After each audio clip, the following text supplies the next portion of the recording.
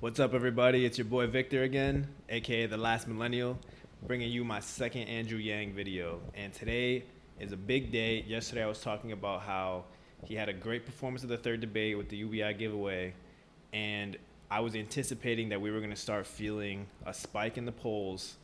And I mentioned that usually there's a lag time.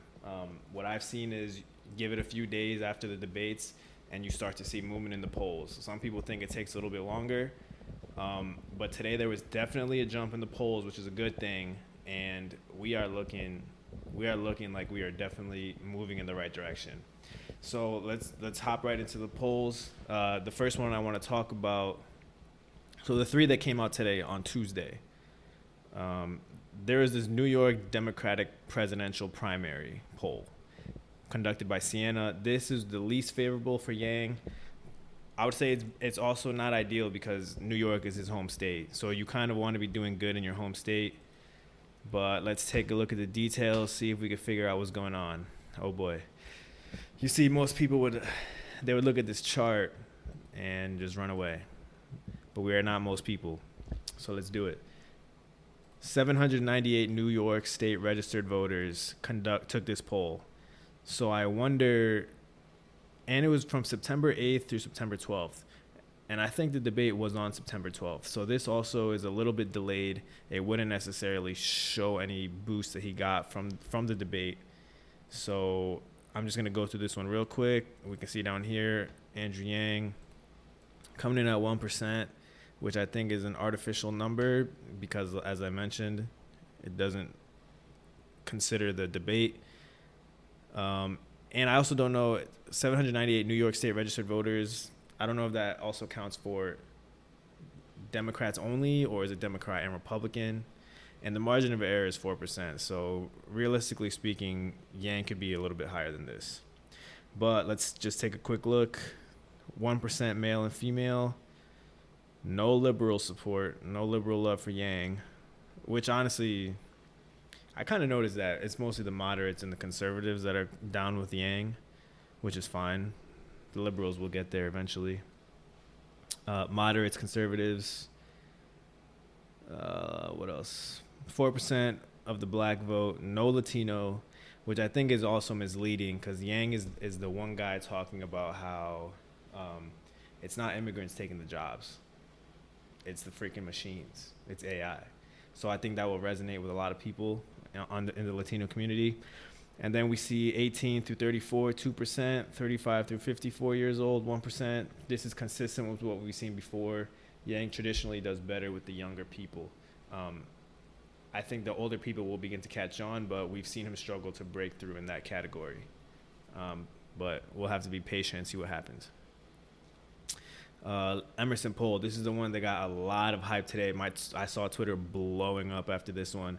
Just looking right here real quick at the summary. Biden 26, Sanders 26, Warren 20, Harris 6, Buttigieg 4, Yang 7. That puts him in fourth place. So he's trending to break out of that second tier candidate and make some big money moves right now. So let's take a look. Yang in fourth place. Let's do it.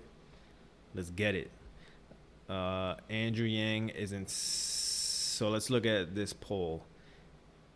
And 424, that means the population size of the poll was 424 people with a margin error of 47%. And these were all conducted between September 13th and September 16th. So as recently as yesterday. Democratic primary voters, which is critical because we're not in the general election yet, guys. We got to win the Democratic primary first if we even want to have a chance. So the fact that he's growing among Democratic primary voters in California, which is a state which has a lot of delegates, that is a good thing. California, I don't know how many of you know this, but California used to be one of the later states, but they moved up their voting date in the primary to be on Super Tuesday. Well, at least, yeah, I think it's Super Tuesday. So California is a big influencer now because they hit early. So above Harris in her own state, she is a California senator, and her campaign is dying off. So let's see if we can find anything else. So I'm going to Control F. for Yang. Let's see. And as you can see, he's only mentioned twice, which is crazy considering that he's fourth place in this poll. But, we're used to this, guys. So the only other thing I see where they mention Yang is younger voters under the age of 50. Sanders is in the lead, followed by Warren, followed by Biden. Yang at 11%.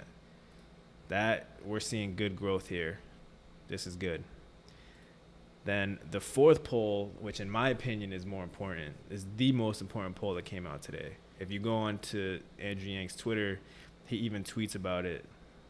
4% nationwide, an NBC Wall Street Journal poll. Why is that so important? So Yang's in the October debate. We know that already. But I believe for the November and December and onward debates, they're going to make the requirement to get in and qualify even harder. And I've heard that they might make it 4 polls at 4%, where before it was 4 polls at 2% nationwide. And now they're going to make it 4 polls at 4% under their qualifying polls, which nobody knows how they chose these polls, but, that's a story for another time. But NBC, Wall Street Journal is definitely a qualifying poll. I know that for a fact. So this would count towards him qualifying to the November debates if that is actually the threshold, that he has to only get 4% in a national qualified poll. So let's take a look at this bad boy. 506 Democratic primary voters, including 278 respondents with a cell phone only. Interesting. I've noticed that some of the big criticisms on the polls is that they are conducted mainly on landlines, which will heavily skew the vote in favor of the older generations because most young people don't have a landline.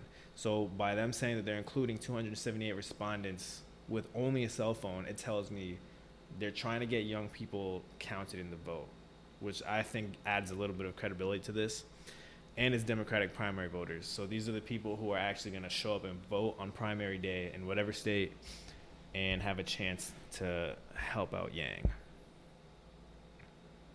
And here you can see kind of a demographic breakout of how old these people are. So you can see 18 through 24, 10%, 25 through 29, 7%, 45 through 49 at 3%. That is surprising to me. But I guess it's just whoever's picking up the phone that day. So this is what we wanted to see. Yang is coming in at 4%, but let's look at the growth from July. So Yang was at 2% in July. He's doubled.